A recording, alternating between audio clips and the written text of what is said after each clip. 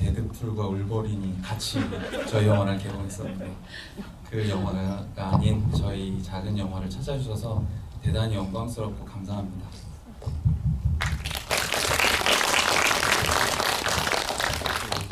네, 안녕하세요. 저는 20세기 소녀 연출한 감독 방울이고요. 사실 제가 여기 제작진도 아니고 그런데 이 자리에 제안을 받아서 사실 고민이 좀 많았는데 생각해보니까 저희 학교 같이 영화를 공부했던 동기도 있고 그리고 저랑 되게 뜻깊은 인연이 있으신 남기아 배우님과도 어렸을 때 제가 예전에 대학교 다닐 때 되게 힘들 때 저를 이제 영화의 길로 이끌어 주셨던 그런 인연이 있어서 제가 되게 응원하는 어떤 두 감독님과 배우님을 응원하고자 이 자리에 이제 참석하게 됐거든요. 그래서 많은 관심 부탁드리고 많이 예쁘게 영화 많이 봐주셨으면 좋겠습니다. 네, 감사합니다.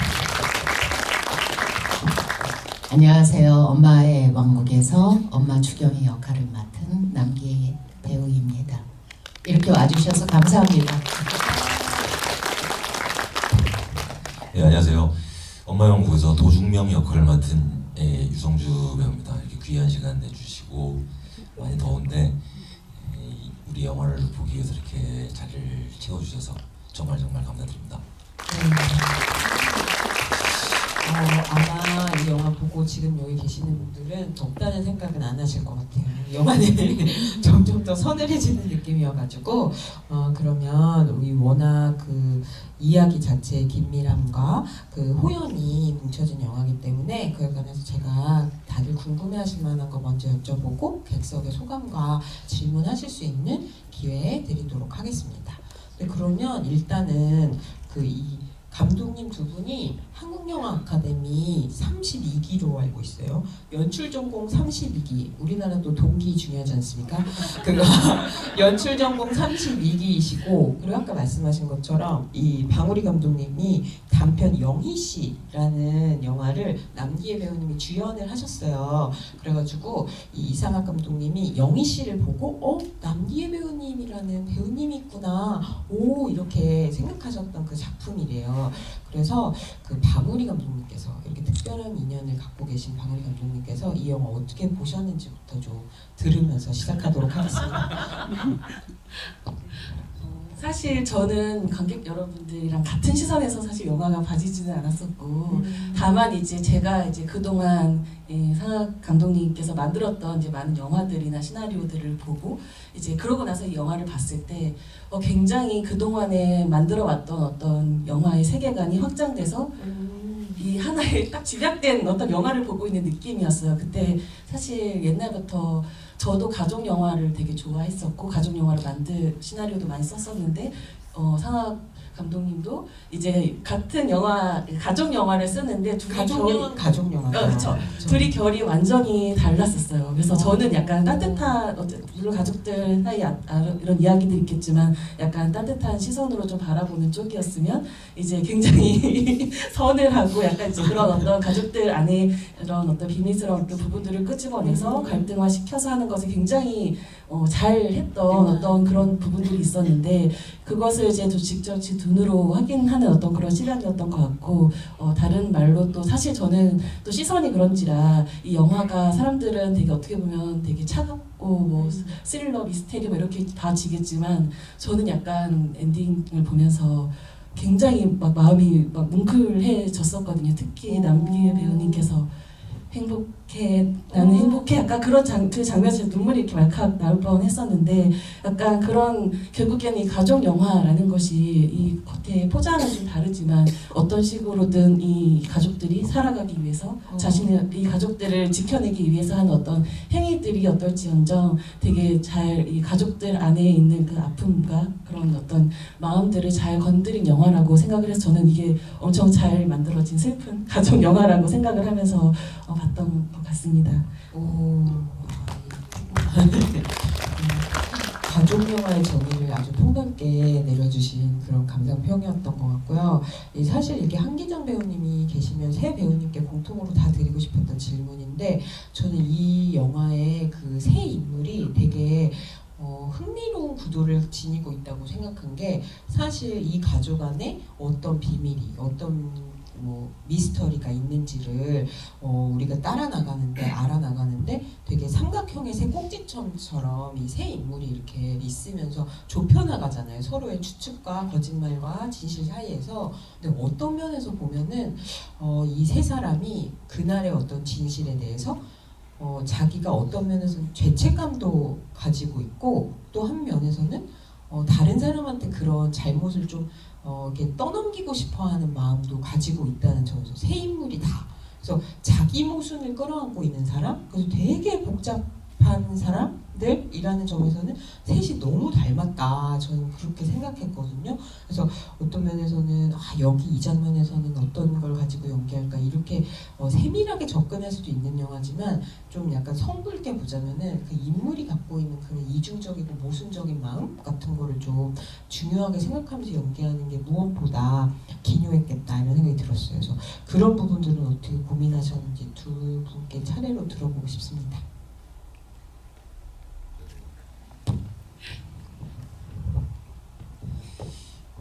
예,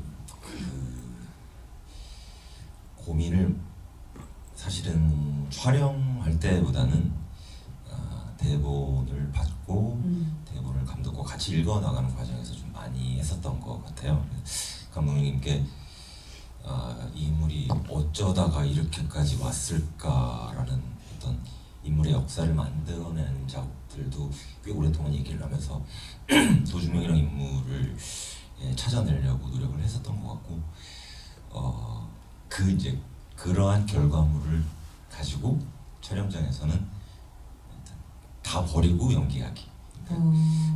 그 순간순간 마주치는 주경이와 도지욱의 요 만남에만 좀 집중하려고 그렇게 촬영을 했었던 것 같습니다. 이 쉬운 역할은 아닌 것 같아요. 배우가 연기하기. 네, 배우님.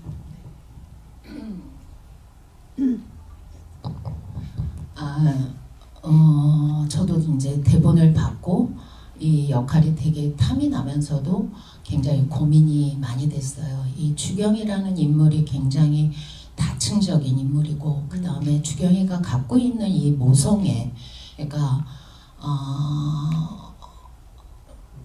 결국은 삐뚤어져 있는 모성애이긴 하지만 그래도 강한 모성애를 갖고 있잖아요.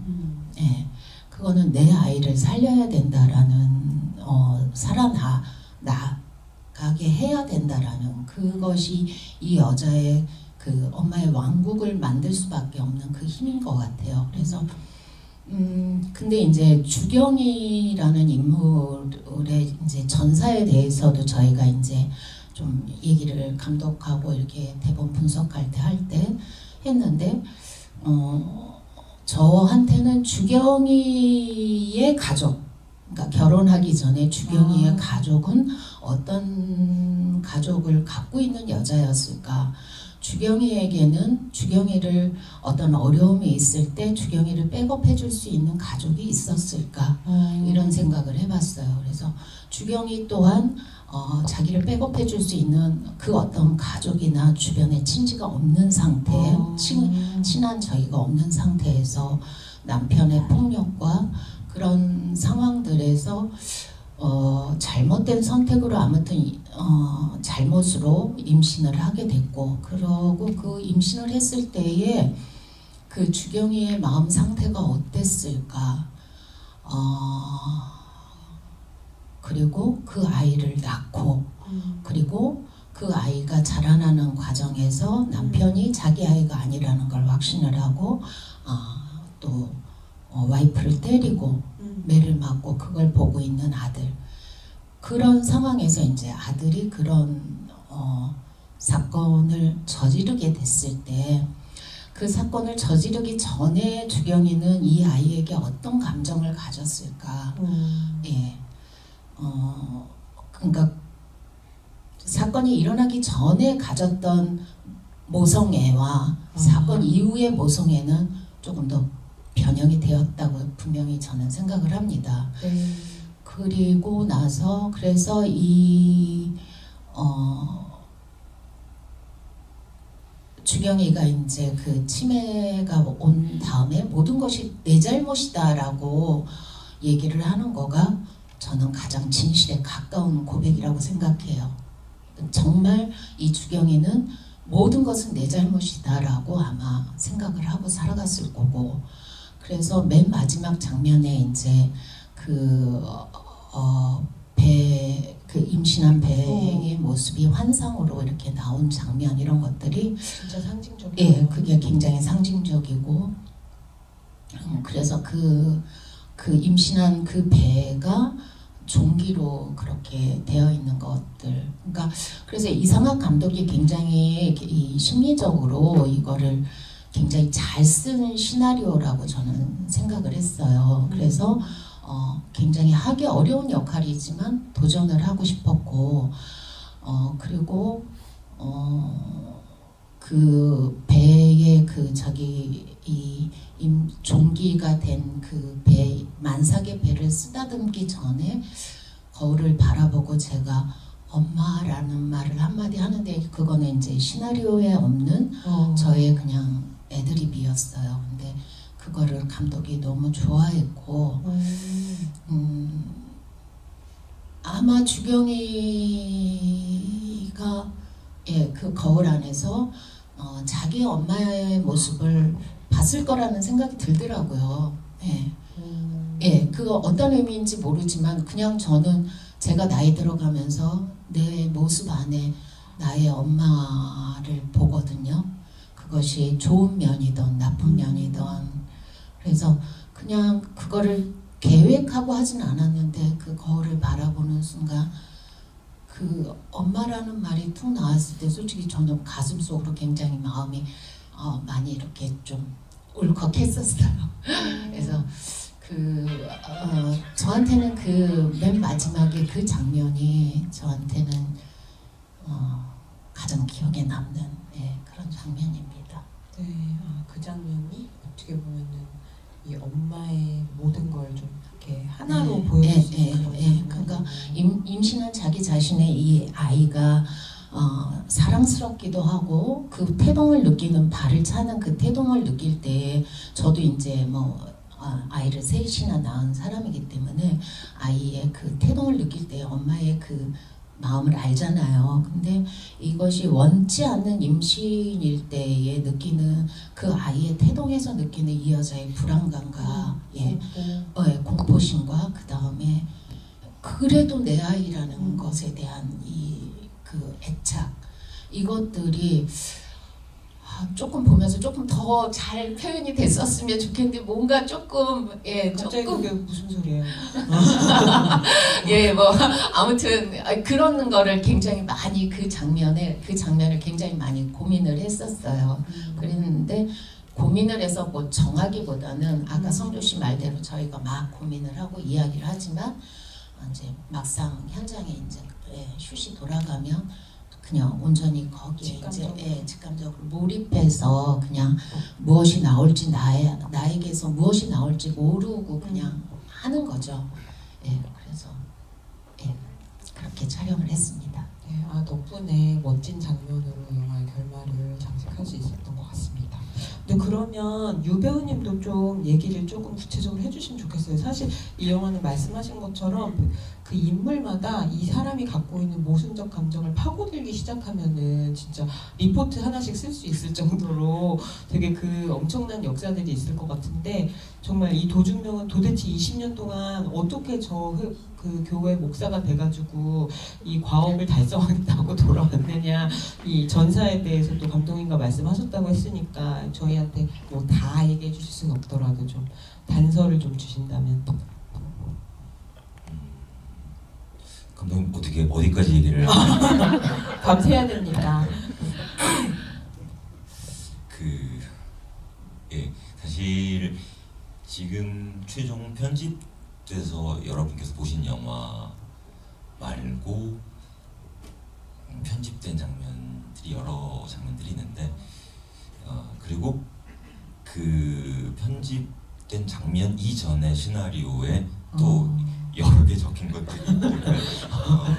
하지만 구체적으로 도중명이 어떻게 살아왔다는 것은 시나리오에서는 찾아보기가 어렵고요. 어떻게 살았을까? 예, 관객분들께서 영화를 다 보시고 나서는 아 이런 게 있었구나 과거에 이들 세 명 사이에 이런 게 있었구나라는 것은 아실 거라고 생각을 하고요. 퍼즐 맞추기처럼. 네.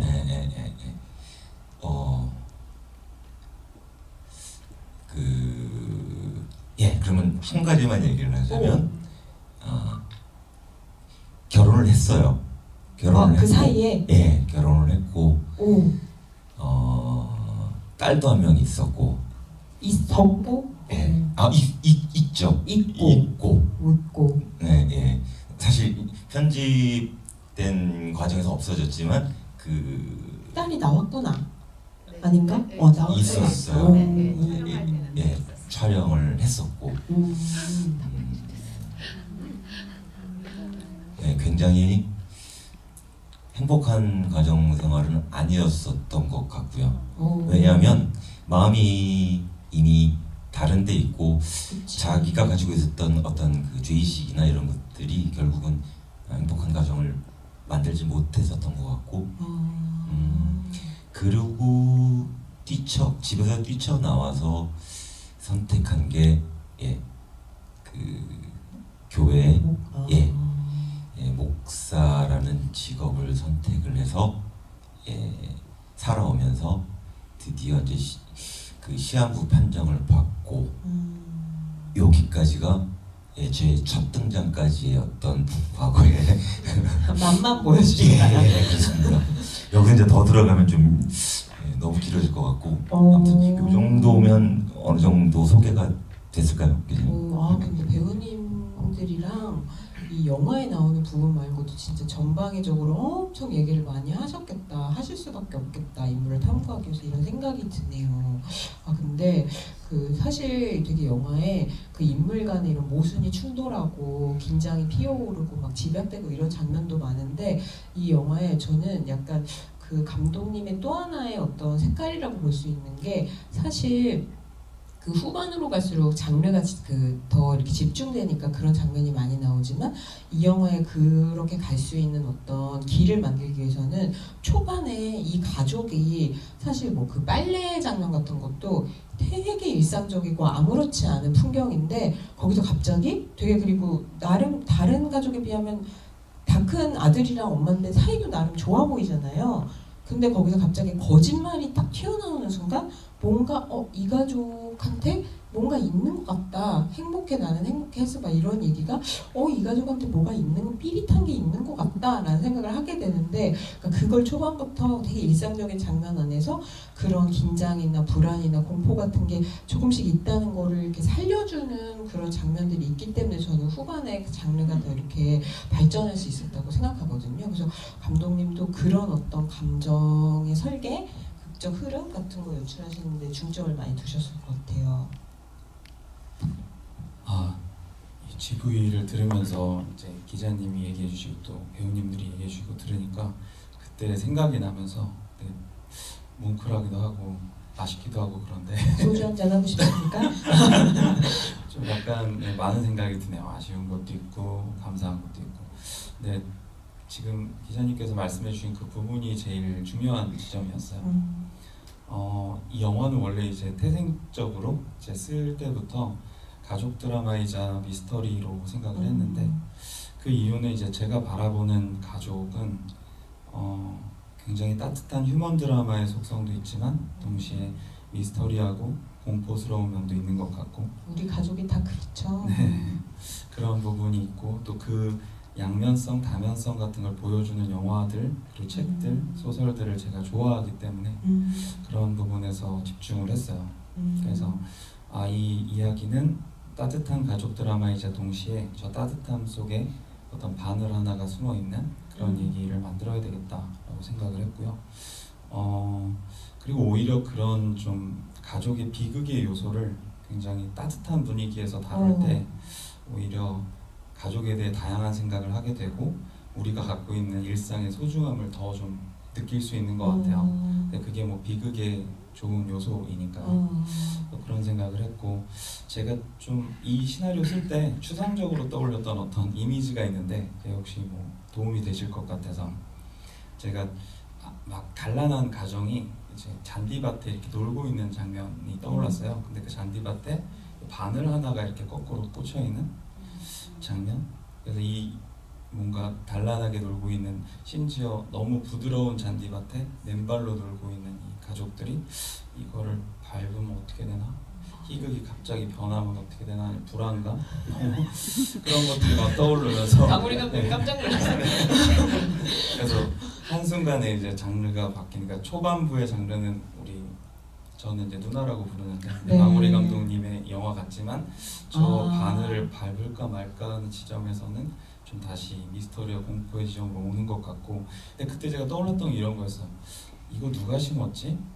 아, 바늘을? 네, 그리고 왜 맨발로 있지? 이 사람들은? 막 이런 생각들이 막 들면서 이런 생각을 막 갑자기 다 지워버리고 싶더라고요. 그래서 행복한 생각만 해야지 하고 하면서 딱 덮었는데, 이런 얘기를 쓰고 싶다 라는 생각이 들었던 것 같아요. 그러니까, 네. 근데 감독님의 영화색을 상징할 수 있는 단어인 것 같아요. 바늘의 공포. 감사합니다. 네, 바늘 장르의 선두주 새로운 기대죠. 감독님과 함께하고 있습니다. 아, 근데 저 또 궁금한 거 있었는데 감독님한테 여쭤보고 싶은데, 이게 그 세 인물이 그 꼭지점이자 이제 서로 비슷하다는 점에서 되게 흥미로운데, 비교하면서 보게 되는데, 엄마가 미용사라는 거는 어쨌든 그 가위의 긴장이 있으니까 약간 거기서 연상이 되거든요. 그리고 도중명도 자기 안에 그 죄책감과 남한테 그 떠밀고 싶은 마음 안에서 그 고민을 막 했으니까, 그거를 뭔가 시인 앞에서 더 상징적으로 기탁하고 싶은 마음이 있으니까 목사가 된 것까지도 연상이 돼요. 근데 왜 주인공을 자기계발서 작가라고 했을까? 이거는 조금 이색적이라고 생각했거든요. 직업이. 왜 그렇게 정하셨어요? 네, 우선 이 영화에서 저는 사회적인 이제 영역, 그 직업이나 어떤 인물의 다른 사회적인 관계보다 가족에 집중하는 이야기를 만들고 싶었어요. 그래서 좀 사회적인 부분, 그 영역이나 직업이나 이런 것들이 부족해서 설명이 좀 적긴 하지만, 오히려 그래서 가족에 더 집중할 수 있게끔 영화를 좀 만들고 싶었는데, 그래도 가족 그 직업은 필요하니까요. 그래서 두 직업은 이제 설정을 했고, 근데 이제 자기계발서 작가는 사실 제가 좀 되게 관심이 많은 직업이에요. 개인적으로. 왜 그러냐면, 제가 자기계발서 작가 주인공으로 좀 3-4편도 쓰기도 했었는데, 이야기를 그분들을 봤을 때, 그러니까 성공과 희망을 굉장히 남들에게 얘기하지만 아무리 슬퍼도 그걸 얘기해야 되고, 그게 가짜라고 생각해도 이야기해야 되고, 자기를 계속 이렇게 포장해야 되고, 막 그런 면에서 되게 좀 오픈 희극인 같다는 생각을 많이 했어요.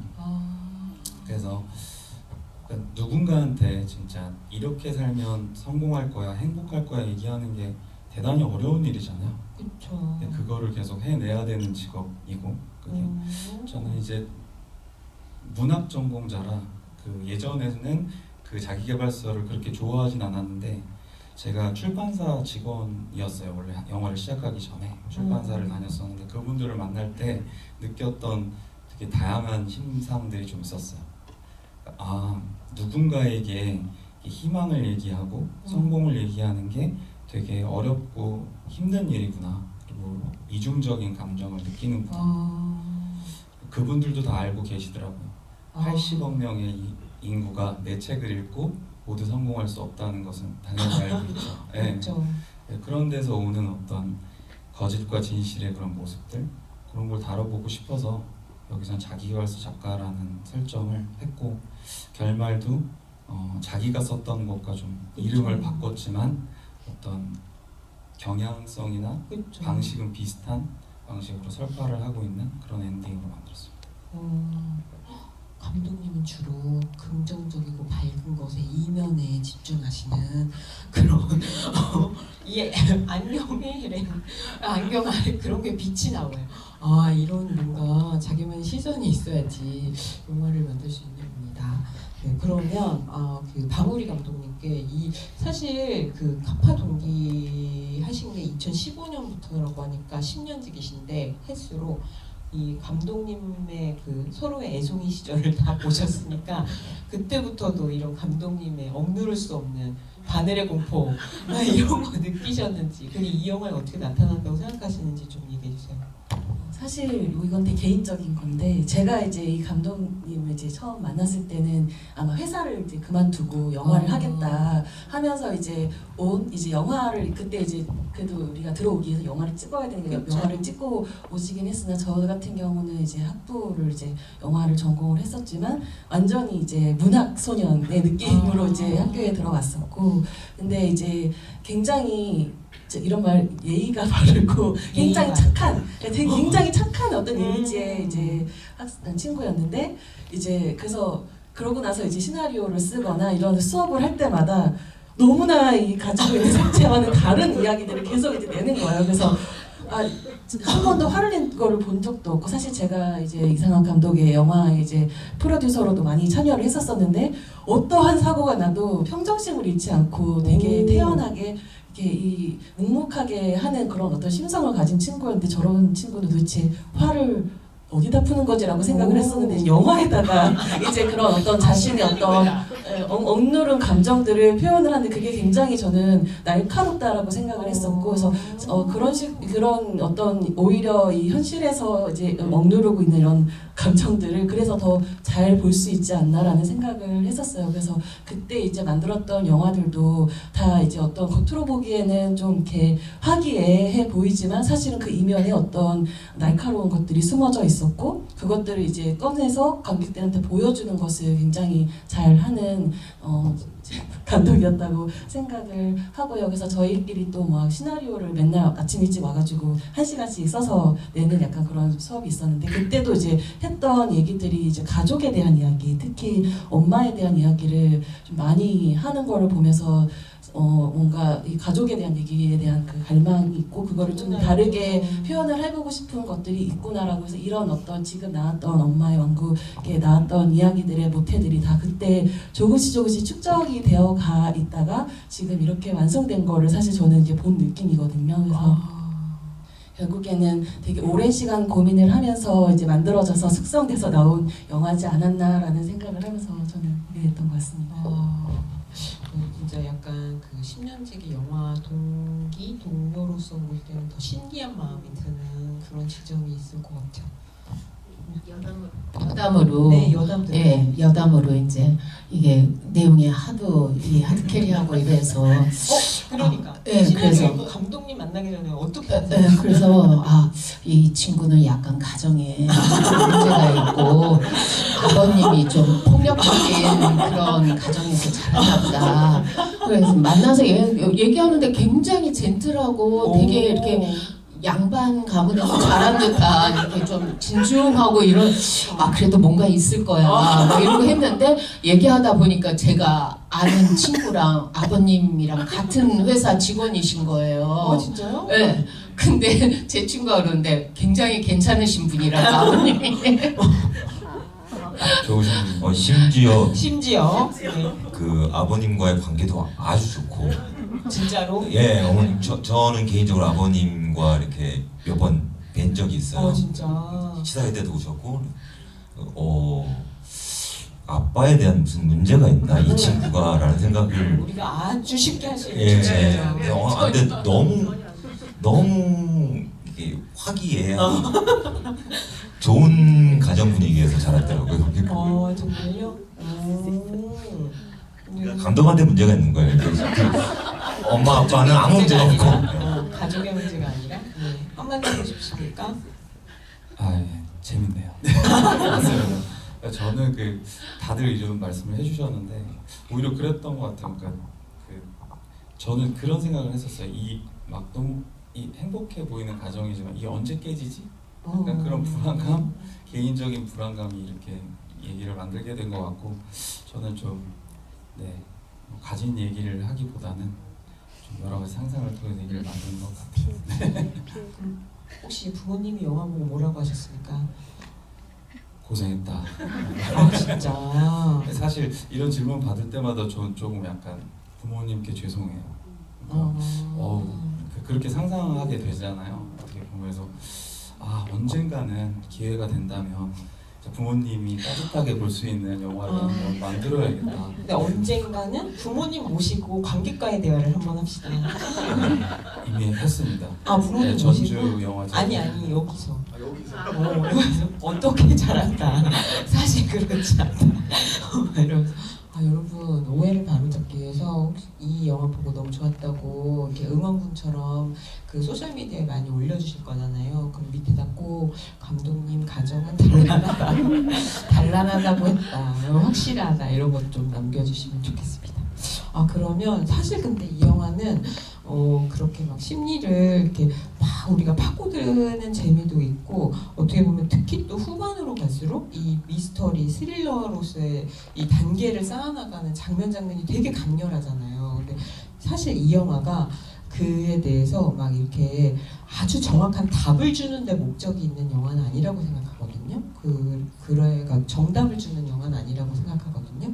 그래서 장면별로 약간 궁금한 것들이 되게 많아요. 근데 먼저 이제 남기혜 배우님한테 여쭤볼 텐데 사실 그 마지막 장면이 가장 강렬했는데 아까 얘기해 주셨으니까 근데 이제 그 전에 또 하나의 어떤 일상적인 이 가족의 기운 안에 바늘이 숨어 있다는 걸 보여주는 게 그 뒤에 그 보면 콩나물 씬이잖아요. 근데 거기서 그러니까 네 아빠 아니야? 이렇게 얘기하고 필요 없어서 그랬어. 이렇게 얘기한 다음에 내가 누가 아들이야? 그러니까 내 아들이지 그러잖아요. 그래서 엄마 제정신이 아니야 이렇게 물어보잖아요. 도대체 제정신인 겁니까 아니고 그 장면이 이제 감독이 찍기 전부터 우리 영화의 백미가 거기에 있다. 그렇기 때문에 그거를 잘해야 된다라고 정말 수없이 얘기를 했어요. 리딩할 때부터. 근데 그거가 정말 그 고민을 많이 했어요. 그 고민을 많이 하고 그 다음에 이제 이게 부산에서 올로케를 했는데 부산에 이제 모텔을 같은 데를 숙소를 잡아서 이제 거기서 이제 한 달을 묵으면서 하는데 그 한 번도 그렇게 똑같은 그 굉장히 작은 공간이잖아요. 그 방룸이 하나니까 그렇게 작은 공간에서 보름 정도를 지내본 적이 없는 거예요. 저는 뭐 일찍 결혼해갖고 뭐 이렇게 가족이 많은 데에서 계속 어른들 모시고 뭐 이러고 살고 막 한데 갑자기 이제 그 2주가 저한테는 거기다가 이제 이 내용이 이러니까 고민해야 될 것들이 너무 많고 이러니까 막 머리가 터져 나갈 것 같고 이게 이제 점점 이제 촬영 날짜는 다가오는데 답이 안 나오더라고요. 이걸 어떻게 해야 될지 어디까지가 제정신이고 어디까지가 제정신이 아니고 치매 상태고 이거를 가눠야 될지 저는 조금 연기를 할 때 이게 초반에 굉장히 분석을 많이 하는 스타일이거든요. 근데 이게 답이 안 나오고 막 되게 힘들었는데 이제 그래서 서울을 한번 공간을 벗어나야 되겠다라는 생각을 해서 서울을 와서 사흘쯤 있다가 비행기를 타고 부산을 내려가는데 낮에 그 을속도가 그 김해공항에 내릴 때 거기를 이렇게 돌잖아요. 그때 그 자연 환경을 이렇게 보면서 그냥 마음 한켠이 그냥 이렇게 툭 놔지는 느낌이 들었어요. 그냥 모르겠다. 내가 그동안 이거를 한 2달 정도 미리 이제 리딩하고 분석하고 우리가 또 앞에 한 보름 정도 찍었으니 내 안에 주경이가 어느 정도 들어왔겠다. 그러면 나는 그 순간에 그냥 정하지 말자 이런 생각이 들었어요. 그래서 그거를 찍을 때 그냥 되도록이면 그 어떤 계획이나 이런 걸 갖지 않고 그냥 다 털고 그냥 콩나물을 다듬다가 그냥 저쪽에서 물어보는 말에 그 순간에 생각나는 거를 대답하는 방식이 제일 맞는 것 같다. 그래서 저도 이게 어디까지가 치매고 어디까지가 제정신이 왔는지는 모르겠지만 치매였다고 거짓을 얘기하진 않거든요. 치매 아. 상태가 어쩌면 더 진실을 얘기를 하죠. 아. 예. 제정신일 때가 더 많은 거짓을 저희가 꾸밀 수가 있어요. 그래서 경희가 치매라는 진단을 받았을 때 그게 굉장히 경희에게는 공포스러웠어요. 그렇구나. 왜냐하면 제가 여지까지 그 거짓을 진실을 덮고 꾸며왔던 지금의 왕국의 이런 내가 설계하고 얘를 위해서 만들어 놓은 이것들이 나의 치매로 인해서 얘한테 그냥 있는 사실 그대로 발설이 될까봐. 예. 그렇기 때문에 어떻게 보면 그 상태가 가장 진실된 상태. 그러니까 치매인지 정상인지가 중요하지 않은 상태. 예. 그러네요. 예. 근데 우리가 보면서 느끼는 것도 그런 건 것 같아요. 이제 중간에 막 제정신이 아니야 막 이렇게 생각하다가 약간 그냥 그 미묘함을 좀 끌어안게 된다 그럴까? 예. 약간 예. 그런 예. 그래서 정말 경희에게는 아마 그 치매라는 진단을 받고 오늘 영화 보셨을 때 보면은 이제 아들하고 같이 영화를 보고 을숙도에서 가고 이제 편집이 돼서 좀 많이 좀 잘려나겠는데 먹고 싶어하던 칼국수도 먹고 소주도 한잔 하고 이러고 들어오면서 지하실 문이 저희가 이제 조금 상황에 이게 세트고 이러질 않고 이게 좀 돈이 없고 이러니까 근데 시나리오에서는 이 지하실로 내려가는 문이 봉인되어 있는 상태예요. 한 번도 내려가지를 못하게 하는 거죠, 엄마가. 근데 그날 그 문을 따고 내려가는 겁니다. 지금 여기에서는 저희가 거기에 문의가 없기 때문에 그냥 계단으로 내려가면 엄마 이러고 이제 기장이 그러니까 지우기가 이렇게 부르는데 원래 시나리오에선 그 문을 따고 내려가는 거예요. 그러니까 거기에도 굉장히 큰 의미가 있는 것 같아요. 예, 치매가 왔을 때 분명히 치매라는 진단을 받았을 때 경희에게 제일 두려운 건 진실을 내가 내 입으로 발설하는 거거든요. 그래서 그 지하의 공간은 저희 그 사실을 묻어두고 그러니까 감독이 되게 시나리오를 굉장히 이렇게 잘 쓴 게 이게 한 건물인데 지하에 사건이 시작됐던 지하의 그거를 봉인해서 묻어두고 그 위에 1층에 왕국 미용실 해서 삶을 이어날 수 있는 그거를 만들고 그 위에 2층에 이제 살림집을 해서 우리가 단란한 행복한 우린 행복해의 그 가정을 꾸미고 있는 상태인데 이게 치매가 오면서 이 지하실 문을 열고 들어가면서 이 아들에게 너도 알고 있으라고 경고 내지는 얘기를 해주는 거죠. 대비할 수 있게. 그 전까지는 아들에게 모든 사실을 다 절대 발설하지 않게 얘가 절대 그 기억이 돌아오지 않게끔 꿈을 꿨을 때 꿈을 꿨냐고 계속 확인을 하는 게 꿈에서 그런 꿈을 꿨을까봐 그래서 그 꿈을 다시 아니고 다른 기억으로 덮기 위한 가스라이팅이나 마찬가지인 거죠. 근데 이거를 열고 내려가면서 여기에 그려진 그 공간에 처음으로 그 어렸을 때 그렸던 엄마의 모습을 하면서 웃으면서 나 치매래 라는 얘기를 했을 때 지우기는 무의식적으로 아마 내가 이제부터 뭔가를 대비해야 될지도 모르는 그거의 경계에서부터 이제 흔들리는 그 시점이 아마 오는 거라고 생각을 합니다. 그래서 그런 설계들을 굉장히 꼼꼼하게 심리적으로 잘 해놓은 정말 이걸 N차 관람을 하시면 하실수록 좀 더 다른 모습들 그러니까 주경이의 연기를 보고 처음에 그 언론 시사회 때 주경이라는 남계라는 배우가 더 많이 갈 수 있는 자기가 본 연극에서 더 많이 갈 수 있는 그런 모습들을 많이 봤었는데 왜 여기서는 연기를 하다 마는 것 같다라는 그 질문을 어떤 기자분이 하셨어요. 주경이가 연기를 왜 더 갈 것 같은데 안 가고 갈 것 같은데 안 가서 연기를 하다 만 것 같은 느낌이 든다. 그런데 그거는 이제 저희끼리 많이 이야기를 하고 그런 라인에서 톤을 맞춘 맞춘 거예요.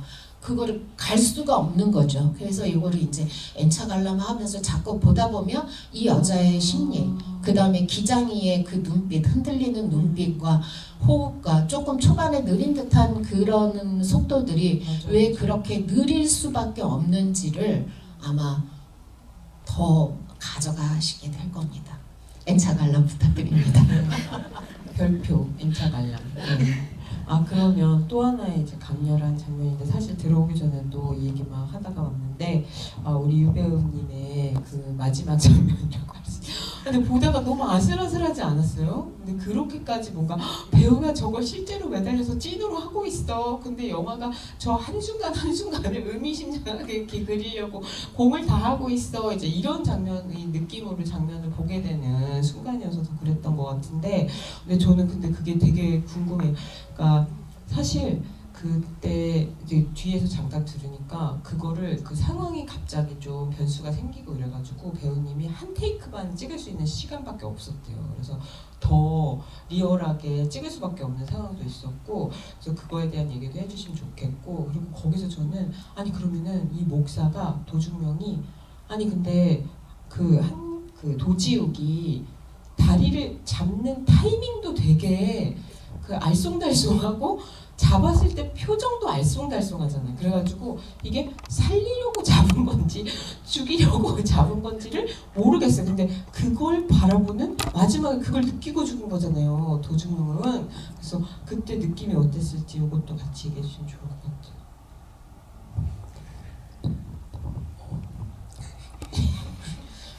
일단은 그러면 기자님 뭐가 먼저죠? 상황, 그 촬영 상황. 실제 그 교회 기장에 있는 교회 부산 인근에 있는 교회 목사실이었고요. 또 그 공간에서 사실은 저희가 이렇게 오래 찍을 수 있는 환경이 안 됐었어요. 그래서 이거 빨리 끝내야 한 번에 끝내야 된다라는 좀 압박이 서로에게 있어서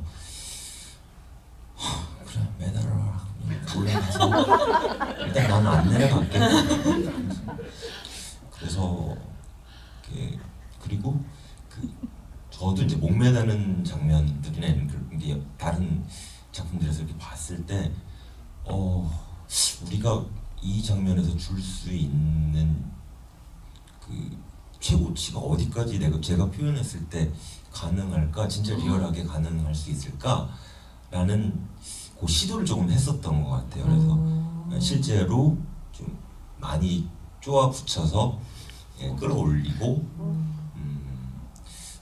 그래서 그 신 찍고 나서는 조금 이렇게 막 얼굴 핏줄도 터지고 막 그랬었던 것 같은데 우리가 가지고 있는 지금 그 촬영 조건에서 최대한의 효과를 한번 내보자라는 게 이제 감독님은 계속 위험하면 절대 안 됩니다. 위험하면 절대 안 됩니다. 그러고 그렇죠. 위험하면 안 되는 거니까 안전장치를 물론 했으니까 저도 그걸 믿고 이제 제가 갈 수 있는 밧줄의 힘을 최대한 느껴보자라는 그 시도를 해서 그 장면이 한 번만에 찍혀졌고, 사실은 저도 모니터를 못 봤어요. 그래서 내려올 수가 없어서 모니터를 못 보고 영화 극장에서 개봉하면서 보게 됐는데 저 말고 제 스태프분들이 고생을 많이 하셨구나. 이 장면을 잘 살리기 위해서 그렇게 봐줬던 것 같고요. 그리고 이제 도지욱이 찾아왔을 때 죽기 직전의 순간 지욱이가 들어옴을 보고 살려고 하는 노력이 또 있잖아요. 바로 죽으려고가 아니고 죽더라도 무슨 얘기를 하고 이 지욱이한테 무슨 얘기를 하려고 했을까라는 무엇 때문에 살려고 했을까라는 부분에 대한 어떤 질문이 저한테는 좀 있었었던 것 같고요. 관객분들은 어디까지 또 생각하실지는 모르겠지만 사실은 답을 정확하게 내려주지 않잖아요. 지우기가 중명이와의 어떤 관계가 100% 부자관계다, 뭐 어떤 관계다 이렇게 답을 내리지 않잖아요, 영화에서. 그래서 어떨 때는 뭐 신화적인 얘기도 있었었고, 감독님하고 얘기하면서 에디푸스가 자기 아버지를 죽였을 때 알지 못하고 인식하지 못한 채 그런 것처럼 어떤 그런 것들을 상징하는 장면으로 표현될 수 있겠다라는 맞아요. 어떤 그런 생각을 가지고 촬영을 했었던 것 같고, 실제로 그 한기장 배우가 처음에는 들어주는 것 같더니 잡아당기더라고요. 그래서 실제로? 예, 굳이 안 당겨도 제가 그냥 아픈데 그래서 죽은 것 같은데, 그래서 이건 당기는 거구나. 저는 중요한 게 아니구나. 당기는 걸로 그래서 결론을 했습니다. 시나리오에는 뭐라고 돼 있었어요? 당긴다고? 아 진짜? 오. 저희도 그 얘기를 했었어요. 이게 처음에는 잡아주는 건지 당기는 건지 여기서 너무 분명하게 안 갔으면 좋겠다라는 지점이 분명히 있었었던 거고, 근데 뭐 결론적으로는 그놈이 당겼으니까 죽었겠죠. 그랬구나. 살려주진 않을 근데 그 장면도 그래서 어떤 이 영화만의 어떤 풍부한 미묘함 같은 것들이 좀 살아있는 아주 강렬하고 상징적인 장면이 아니었나 싶습니다. 이게 생각보다 시간이 쑥쑥 가가지고 그럼 관객석에 마이크 드리려고 하는데요. 감독님께서 특별히 전주영화제에서 특별히 만든 그 용세라 디자이너가 만든 이 영화에 되게 그래픽이 멋진 포스터를 6개나 공수해 오셨어요. 그래서 그 질문해 주시는 처음에 6분한테 마이크 드리면서 드리도록 하겠습니다. 얘기해 주실 분? 네. 그러면은 여기 체크 남방 입으신 분부터 드릴게요.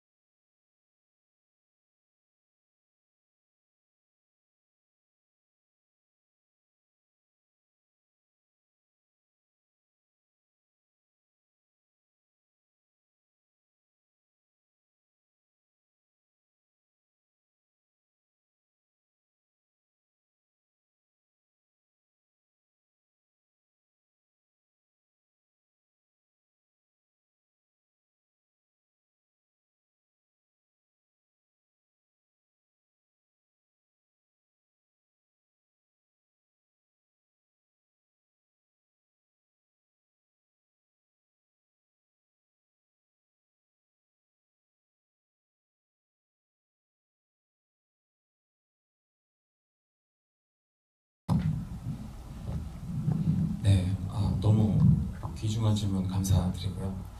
우선 저는 가족이 기억을 통해서 유지되고 보호되는 집단이라고 생각을 했어요.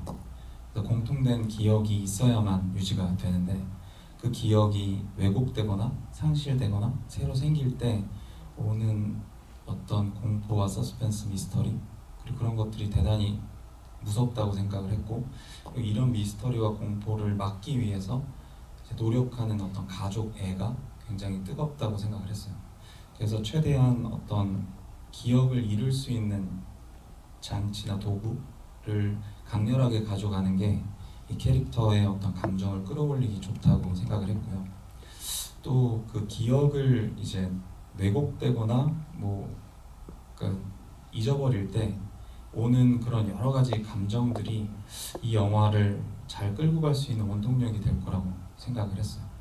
그래서 오히려 기억을 잃어가는 엄마의 서사와 이 사실인지 진실인지 모르는 기억을 이제 찾아가는 노지욱 아들의 서사는 사실 한 몸처럼 느껴지길 바랬어요. 사실 저희가 가족이나 가까운 관계에서 가장 많이 다투는 것 중 하나가 뭘 기억 못할 때이기도 하잖아요. 어릴 때 이렇게 했는데 기억 못할 때 굉장히 섭섭하기도 하고, 그리고 뭐 부부관계나 커플 사이에서도 그렇고요. 그래서 가까울수록 어떤 기억을 하지 못한다는 거, 그리고 기억을 다르게 한다는 거는 되게 무서운 일인 것 같아요. 그래서 그런 거를 다루는 가족 미스터리극을 만들고, 그래서 가족의 속성을 좀 연구할 수 있는 그런 영화를 만들고 싶었습니다. 또 얘기해 주실 분? 네. 그러면은 옆에 여기 10번 자리에 가방 앞에 앉고 계신 분께 드리고 이렇게 드릴게요.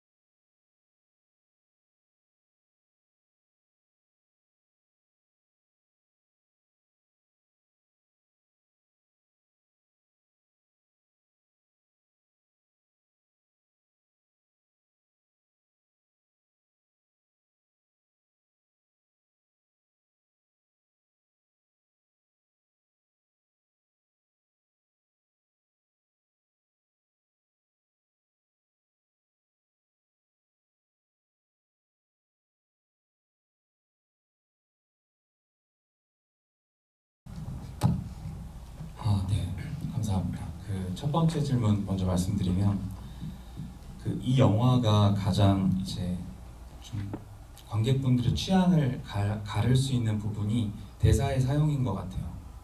여기선 대사가 좀 저희가 좀 분명하지 않은, 하지만 다르게 읽힐 수 있는 이런 대사들을 많이 사용하고 있거든요.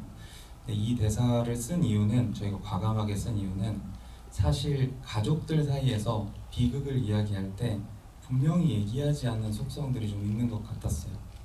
그러니까 우리가 잊고 싶은 어떤 과거를 얘기할 때 엄마 그때 정확하게 어떤 날짜에 어떻게 한 게 기억나라고 얘기하기보다는, 그죠? 그 어때 그때 그랬지 않나라는 추상적인 질문이나, 왜냐면 그게 너무 상처가 될 수도 있고 다시 복귀하는 게 너무 힘든 과거일 수도 있잖아요. 그래서 그런 것들의 어떤 긴장감을 보여주기 위해서 어떤 N차 관람이라고 말씀을 드렸지만 다시 봤을 때 또 다른 면에서 좀 읽힐 수 있는 그런 다의적인 대사를 썼어요. 그게 이제 저희 배우분들과 끊임없는 토론을 통해서 만들어진 어떤 대사들이고요. 대사는 직접 남기희 선배님, 유성 선배님, 한기장 배우가 직접 쓰고 저랑 고치기도 했고, 제가 대사를 채집해서 넣고 이런 과정들이 있었기 때문에 그 모호함 속에서도 이 영화가 어떤 색깔을 가졌다고 생각을 하고요. 그래서 너무 대사가 모호하다, 잘못 쓰여진 대사다라는 얘기도 되게 많이 들었는데, 저는 이런 성향의 대사가 오히려 가족의 다양한 부분들을 또 보여줄 수 있고, 이 부분을 또다시 해석하실 수 있는 저희의 매니아 관객분들도 계시다는 생각도 들었습니다. 그리고 두 번째 질문은, 또 종교가 뭐예요? 저요. 저는 그 종교를 뭐 다니고는 있습니다만, 제가 독실한 어떤 종교가 있다고 얘기하기 좀 힘든 것 같아요. 저는 지금 아내와 이제 기독교를 다니고 있는데, 제가 어렸을 때 믿었던 건 아니고, 어렸을 때는 카톨릭 집안에서 자랐고, 근데 뭐 이 픽션, 전 다큐하는 사람이 아니니까 픽션에 얘기해서 제가 종교가 어떤 거는 뭐 크게 중요한 것 같지는 않고요. 기독교 코드가 들어있죠. 그 이유는 제가 사실 저는 어떤 얘기를 하고 싶냐면 제가 일상에서 체험한 얘기를 그대로 이렇게 재현해서 감동을 주는 얘기보다는 어떤 오랫동안 내려왔던 코드들, 그러니까 기독교 성서에 있는 이야기라든가 아니면 신화적인 얘기들, 그런 우리의 어떤 본질적인 걸 자극하는 그 얘기들을 좋아해요. 어렸을 때부터 이야기로서 성서를 되게 좋아했고 이야기로서 신화들을 좋아해서 이런 것들이 갖고 있는 상징성과 은유가 사실보다 조금 우리의 다양한 면을 좀 보여준다고 생각을 하거든요. 그래서 그런 부분들을 차용을 했고, 환상의 지점들이 어떤 분이 보시기엔 좀 과하고 자기적일 수도 있으나 신화는 자기성을 바탕으로 만들어지니까요. 뭐 저희가 기독교 성서를 읽고 감동하는 이유는 기적을 진짜 성사했기 때문이 아니라 그 안에 어떤 다양한 인간의 속성과 바램과 우리의 희구가 있기 때문이잖아요. 저는 좀 그런 얘기를 만들고 싶고, 좀 환상과 판타지가 우리의 또 다른 면을 좀 보여주는 그런 얘기를 만들고 싶습니다. 그래서 감독님 얘기 그 시나리오 영화가 좀 구조적인 데가 있는 것 같아요. 약간 이렇게 탁탁탁 잡힌 게 보이고 이렇게. 네, 또 빨리빨리 해서 다 들을까요? 네, 여기.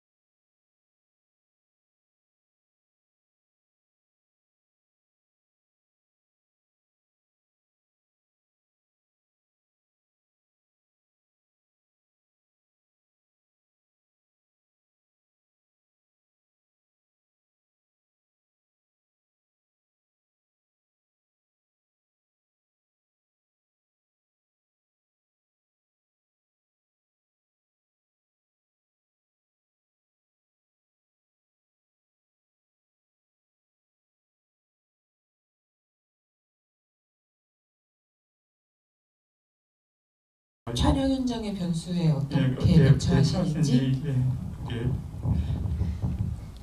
여쭤볼까요? 아, 네. 울어야 될 것 같아요. 너무 아쉬움이 많아서 너무 감사하고요. 이렇게 저희 사실 독립영화 현장이 정말 원하는 대로 찍기가 힘들어요. 힘들고 제일 힘들었던 지점은 예산과 여러 상황과 이 제작사의 룰과 그런 것들 통해서 시나리오를 삭제하는 과정이었어요. 그리고 또한 현장에서 구현하지 못한 것들도 삭제해야 됐고요. 너무 아쉬웠는데 그때는 그런 생각만 했어요. 완성은 해야 된다. 그러니까 완성을 해야 된다. 아마 여기 계신 방우리 감독님도 똑같은 말씀을 저한테 해주셨는데 그게 이제 가장 중요했던 것 같아요. 그러니까 누구나 이제 신인 감독을 믿을 수가 없잖아요. 저라는 사람을 믿을 수도 없고 보여준 적도 없으니까 제가 뭔가 보여드릴 수 있는 건 없고 그냥 우직하게 그 자리에 앉아서 있는 거. 그리고 그거를 가장 많이 도와주신 분들이 여기 계신 남기혜 선배님, 유성주 선배님, 그리고 한기장 배우님이었어요. 이 세 분의 주연 배우님이 제 편이었기 때문에 제가 그 자리를 좀 버틸 수 있었고 울지 않을 수 아니었으면, 있었다. 예, 이쪽에서. 울었을 겁니다. 제가 정말 솔직하게 그만두고 싶었던 일이 많이 있었어요. 많이 있었는데 거기서 저를 붙잡아 주신 분들입니다. 전 마지막 질문 받고 싶은데 혹시 괜찮으시면 그 끝나고 포스터는 드릴게요. 포스터에 사인 받으셔도 되고 아니면 못하셨던 질문을 좀 로비에서 하실 수 있지 않을까 싶은데요. 그 다음 상영 시간 때문에 끝내야 된다고 저한테 계속 연락이 와가지고요. 아쉽지만 네 분의 마지막 인사 말씀 빠르게 듣고 마무리하겠습니다. 배우님. 영화도 관람해 주시고 진짜 시간이 꽤 지났습니다. 에이씨. 예. 그 긴 시간 동안 너무 이렇게 많은 얘기를 이렇게 다 들어주시고 자리 지켜주셔서 대단히 감사드립니다. 평안하게 집으로 돌아가시고 저희 영화에 나오는 가정보다는 훨씬 더 행복한 가정을 이루시기를 기원드리겠습니다. 감사합니다. 오늘 날씨가 너무 덥네요. 돌아가시는 길에 그 더위 잘 피해서 마지막 인사 좀 이상한데 아무튼 다른 분들께 저희 엄마의 왕국 많이 홍보를 부탁드리고요. 이게 저희가 초반에 이제 또 관객이 없으면 금방 내린다고 하는 그 불안감에 저희가 많이 떨고 있어요. 그래서 많은 홍보 부탁드립니다. 그리고 더운 날 이렇게 와주셔서 정말로 감사드립니다. 네, 저는 사실 응원하러 왔는데 오히려 이 자리에서 저 영화에 대한 이야기들을 정말 잘 듣고 오히려 제가 좀 힐링하러 가는 느낌이 좀 있어서 너무 좋은 시간이었고요. 일요일 저녁에 이렇게 와주셔서 영화를 봐주신 만큼 좀 영화에 애정을 좀 갖고 홍보 많이 부탁드리겠습니다. 네, 감사합니다. 네, 저희 영화 그 5억 미만의 저예산 영화고 볼 수 있는 것도 많이 없는데 최선을 다해서 저희 주연 배우님들과 찍었고요. 또 주연 배우님들은 아주 기라성 같은 연극과 영화에서 많이 나오셨지만 그 장편 주연으로는 또 처음이세요, 세 분 다. 그래서 되게 뜻깊은 작품으로 신인의 마음처럼 이제 해주셨고요. 그래서 너무 감사드리고 그래서 저희 작품 혹시 좋게 보셨다면 좀 많이 소개해 주시길 바라고 또 오늘 좀 무거운 작품 보셨으니까 집에 가시면 이제 넷플릭스를 틀고 20세기 소녀를 보시면 전혀 다른 어떤 감성을 그러면 느낄 수 있어요. 어떤 카파의 넓은 풀 한국영화 아카데미의 넓은 영향을 확인하실 수 있을 겁니다. 네, 그러면 다 같이 인사하고 끝내겠습니다. 네, 일어나겠습니다. 하나 둘 셋 할게요. 하나 둘 셋. 감사합니다.